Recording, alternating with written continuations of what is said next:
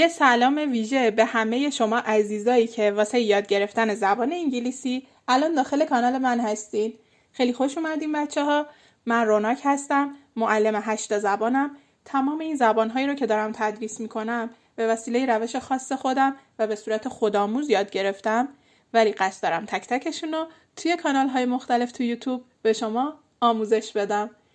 در حال حاضر کانال زبان انگلیسی، کانال زبان آلمانی و کانال زبان ترکی استانبولی رو من راه اندازی کردم و به صورت مرتب هر روز هم ویدیوهای کوتاه هم ویدیوهای بلند داره داخلش آپلود میشه. پس همین آدرسایی که اینجا نوشته رو اگر همینطوری داخل یوتیوب سرچ کنین، کانال مورد نظر رو واسهتون میاره. خیلی راحت میتونین سابسکرایبش کنین، حتما هم زنگوله هاشو فعال کنین که هر وقت براتون ویدیو گذاشتم متوجه بشین و برین نگاه کنین. همیشه میگم کانالای منو مثل کلاس زبان در نظر بگیرین. فکر کنین کلاس زبان ترکی، انگلیسی یا آلمانی ثبت نام کردین و قراره که از طریق اون کانال و از طریق ویدیوهایی که میذارم تمام چیزایی رو که میخواین واسه زبان آلمانی، انگلیسی و ترکی یاد بگیرین. پس حتما ویدیوها رو تک به تک نگاه کنین. هر ویدیویی که میذارم دفتر داشته باشین، نکاتش رو بنویسین، تکرار کنین همه ویدیوهایی که میذارم و چندین و چند بار نگاه کنین تا اون نتیجه مورد نظر رو بگیرین. چون من داخل کانال همه چی میذارم، یعنی آموزش لغت، آموزش جمله از روی فیلم و سریال، مکالمه، گرامر، همه چی وجود داره داخل کانال. یعنی یک کلاس زبان کامله. پس هر کدوم از این کانالایی رو که انتخاب میکنین با هدف شروع کنین بچه ها. هدف بذارین که مثلا من میخوام آلمانی یاد بگیرم، پس باید هر روز این ویدیو رو دنبال کنم، این مثلا لغتی که یاد داده شده رو دنبال کنم، بنویسم و یاد بگیرم. ازتون خواهش میکنم که هر ویدئویی که از کانالای من نگاه میکنین حتما لایکش کنین، یه کامنت پر انرژی هم واسم زیرش بنویسین، چون واقعا از شما زمانی نمیبره ولی واقعا به من انرژی میده که بتونم ادامه راهو بتونم بیام. چون واقعا من چند تا کانال رو دارم با همدیگه تولید محتوا میکنم، با همدیگه واسش زمان میذارم و میخوام کانالای مختلفی هم براتون درست کنم، یعنی زبانهای دیگه هم که بلدم هم آموزش بدم بهتون. واقعا اگه انرژی نباشه نمیتونم این کار رو انجام بدم. پس شما با لایک کردن و کامنت گذاشتن به من انرژی بدین. بریم سراغ ویدئوی امروز که روزای هفته رو میخوام به زبان انگلیسی بهتون یاد بدم، توی جملات مختلفم به کار ببرم که ببینین توی جمله چجوری ازش استفاده میشه. So, let's go.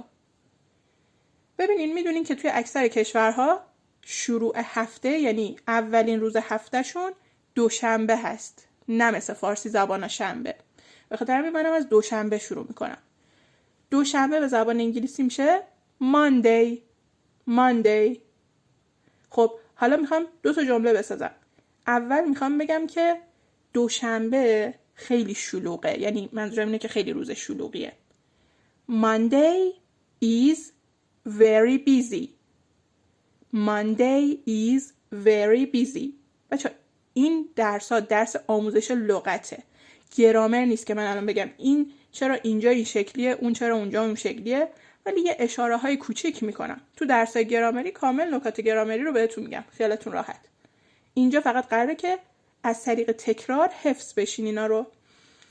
مانده که همون دوشنبه است، ایزم که یعنی هست، وری یعنی خیلی، قبل از صفت قرارش بدیم اون صفت رو میکنه خیلی خیلی، مثلا شلوغ. بیزی میشه شلوغ، خیلی شلوغ. حالا میخوام بگم من در روز دوشنبه یه حرکتی انجام میدم یا یه اتفاقی واسم میفته. یک روز دوشنبه، نه همه دوشنبه ها. من روز دوشنبه کار میکنم. میگم I work on Monday. On Monday. ببینیم قبل از Monday که شد دوشنبه یه دونه آن آوردم. این حرف اضافه آن همیشه باید باشه. وقتی که شما میخواین بگین در روز دوشنبه یه حرکتی انجام میدم، این حرف اضافه در میشه آن، باید بذارینش. حالا اگر همین بخوام بگم که من همه دوشنبه ها، یعنی هر دوشنبه کار میکنم، یعنی مثل یه عادت شده دیگه واسم، مانده و یه اس آخرش میذارم، میشه I work on Mondays. اینجوری میشه بچه ها. فرقشو پس متوجه شدین. بریم سراغ روز بعدی که سه‌شنبه است. سه‌شنبه میشه Tuesday. Tuesday. خب میخوام بگم که اول یه جمله خیلی ساده بسازم. میگم سه‌شنبه از دوشنبه بهتره. Tuesday is better than Monday. بچه better صدای د میده، چون ت وقتی بین دو تا حرف صدادار قرار بگیره، الان دو تا ایایی که دو طرف تا قرار گرفتن حرف صدادارن دیگه. تو لهجه آمریکایی این موقع ها ت رو د تلفظ میکنن، به جای که بگیم better باید بگین better. better than، اون دنی که آورده شده به معنای از هست، یعنی میگه بهتر از Monday دوشنبه است. پس شد Tuesday is better than Monday. حالا میخوام بگم روز سه‌شنبه یه اتفاقی واسم میفته، مثلا یه حرکتی انجام میدم. من روز سه‌شنبه جلسه دارم، به همین راحتی. فقط یک روز سه‌شنبه، نه همه سه‌شنبه ها. میگم I have a meeting، باز دوباره ببینین ت بین دو تا حرف صدا داره، پس شد به جای میتینگ میگم meeting صدای د. I have a meeting on Tuesday، یه آن قبلش گذاشتم در سه‌شنبه، حرف اضافهش آن بود. حالا اگه بخوام بگم سه‌شنبه ها کلن همیشه جلسه دارم، همه سه‌شنبه ها، هر سه‌شنبه یه دونه اس آخر سه‌شنبه میذارم، میشه I have a meeting on Tuesdays. این تفاوتاشو دقت کنین، هی دارم تکرار میکنم که توی ذهنتون بمونه. چهارشنبه میشه Wednesday، یه سریال معروف هم هست که شاید اکثریتتون دیده باشین. Wednesday بچه اون د خونده نمیشه، Wednesday اینجوری نخونینش. Wednesday. حالا میخوام بگم امروز چهارشنبه است. Today به معنای امروزه. Today is Wednesday، امروز هست چهارشنبه. حالا اگه بخوام بگم تو این چهارشنبه یه اتفاقی واسه من میفته. میخوام بگم که چهارشنبه ورزش میکنم. همه چهارشنبه ها نه، فقط یه چهارشنبه خاص. I exercise on Wednesday. exercise فعل ورزش کردن و تمرین کردنه. ببینین آن آوردم on Wednesday. حالا اگه بخوام بگم همه چهارشنبه یا هر چهارشنبه ورزش میکنم، یه عادته برام، یه دونه اس آخر چهارشنبه میذارم، میشه I exercise on Wednesdays. ببینین اس گرفت. بریم سراغ پنجشنبه. پنجشنبه میشه Thursday. بچه Thursday و Thursday و Thursday و اینا نه، هر THی توی زبان انگلیسی صدای ث نمیده. Thank you مثلا میگین، اون نه. اینجا یه چیزی بین Thursday یه تی که یه ذره زم داره توش. Thursday. زبونتون رو بذاریم بین زبونتون رو بذاریم بین دندوناتون، بعد بگین ث. Thursday یعنی پنجشنبه. خب حالا میخوام بگم پنجشنبه مثلا خیلی طولانیه. Thursday is خیلی گفتم چی میشه؟ very long. صفت طولانیه. حالا میخوام بگم که تو روز پنجشنبه اتفاق واسه من میفته، یه حرکتی میکنم. من پنجشنبه انگلیسی میخونم، همه پنجشنبه ها نه، یک روز پنجشنبه رو میخوام بگم. I study English on Thursday. بچه study نه، تادی بهش وصل کنین. Study. I study English on Thursday. یه دونه آن قبلش گذاشتم. On Thursday. حالا میخوام بگم همه پنجشنبه ها همین مدلیه، هر پنجشنبه من انگلیسی میخونم. یه دونه اس آخر Thursday میذارم. I study English on Thursdays. بریم سراغ جمعه میشه Friday. میخوام بگم جمعه روز مورد علاقه منه، البته که نیست ولی خب. Friday is my favorite day. بچه favorite نه، favorite day. میخوام بگم یه چیزی مورد علاقه منه، این ترکیب رو یاد بگیرین. My favorite، میخوام بگم مثلا کیف مورد علاقه من. My favorite، کلمه کیف رو میذارم. bag. مثلا میخوام بگم که موزیک مورد علاقه من، کلمه موزیک رو به جای دی میذارم، میگم my favorite music. پس چیزی که واسه تون مثلا دوست داشتنی ترینه یا مورد علاقه ترینه اینجوری میتونین بسازینش. پس شد Friday is my favorite day.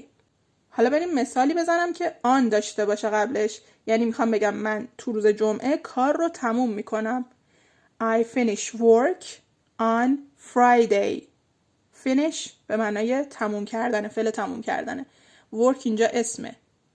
I finish work کار رو on Friday تو روز جمعه تموم میکنم. میبینین که آن آوردم. حالا اگه بخوام بگم این روال واسه همه جمعه ها همینه، یعنی همه جمعه ها من کار رو تموم میکنم یا هر جمعه کارم همینه، میگم I finish work on Fridays. یه دونه اس گذاشتم آخر Friday. روز شنبه Saturday. میخوام بگم شنبه روز آزاده یا در واقع یه جورایی تعطیله. Saturday is a free day. free بچه ها به معنی آزاد، بیکار، همه اینا میشه تعطیل. Saturday is a free day. حالا میخوام بگم تو روز شنبه یه اتفاقی میفته، من بیشتر میخوابم. منظورم اینه که زیاد میخوابم. I sleep بچه sleep باز نیست، یه به لیپ بچسبونین. sleep. I sleep a lot زیاد on Saturday. دیدین که آن آوردم. حالا اگه بخوام بگم کلن همیشه شنبه ها زیاد میخوابم، هر شنبه کارم همینه، میگم I sleep a lot on Saturdays. یه دونه اس گذاشتم آخرش. رسیدیم به آخرین روز، یک شنبه Sunday. میخوام بگم یک شنبه آرامش بخشه. Sunday is relaxing. آرامش بخش. حالا میخوام بگم تو روز یک شنبه یه اتفاق میفته، یه حرکتی میکنم. میخوام بگم یک شنبه با خانوادم وقت میگذرونم. I spend time with my family on Sunday. بچه ها spend باز دوباره اس داره اولش، نگین spend. یه پند یه اولش بچسبونین. spend فعل وقت گذروندنه.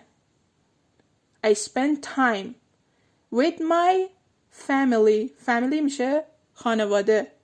ببینین که آن بعد آوردم قبل از روز. on Sunday در روز یک شنبه. حالا اگه بخوام بگم همیشه کارم همینه، یک شنبه ها کلن هر یک شنبه با خانواده وقت میگذرونم، چیکار میکردم؟ یه دونه اس آخره Sunday اضافه میکردم، میشه I spend time with my family on Sundays. دیدین چقدر راحته؟ به همین آب خوردنی یاد میگیرین، فقط باید توضیحات دقیق گوش بدین. نکته آخر بچه ها، ببینین وقتی که میخواد بپرسین از یه نفر که امروز چند شنبه است، چه سوالی باید بگین؟ What day is it today? What day is it today? What day. تشو غلیظ نگین دیگه. اون what رو میخوایم بچسبونیم به day. تشو غلیظ نگین، یا یه جورایی میتونین اصلا نگین یا دی بگین یا یه تی کوچولو. What day. من که نمیگم. What day is it today? What day is it today? امروز چند شنبه است؟ در جوابم میگین today امروز، is هست هر روزی، Wednesday مثلا چهارشنبه، Saturday یک چیز شنبه، Sunday یک شنبه، یا هر روزی که خواستین. آقا روزای هفته رو مثل آب خوردن یاد دادم بهتون. هر چی نکته داشت 1000 بار توی همه این جمله تکرار کردم که واقعا دیگه اگه این ویدیو رو ببینین توی ذهنتون ثبت میشه. حتما چندین و چند بار ویدیو رو ببینین، نکاتش رو یادداشت کنین، تلفظاتش رو بعد از من تکرار کنین تا راحت بتونین یاد بگیرین. لایک ویدیو یادتون نره، یه کامنت پر انرژی بذارین واسم، و یادتون نره که من علاوه بر زبان انگلیسی کانال زبان ترکی استانبولی و آلمانی رو هم دارم تو یوتیوب، و به صورت مرتب مثل همین کانال انگلیسی هر روز دارم هم ویدیوهای کوتاه هم ویدیوهای بلند داخلش آپلود میکنم. پس حتما کانالا رو سابسکرایب کنین، زنگوله هاشو فعال کنین که هر وقت ویدیو میذارم متوجه بشین و برین نگاه کنین. هر ویدیویی هم که نگاه میکنین یه لایک و یه کامنت پر انرژی واسم بذارین. تا ویدیوی بعدی، گودبای.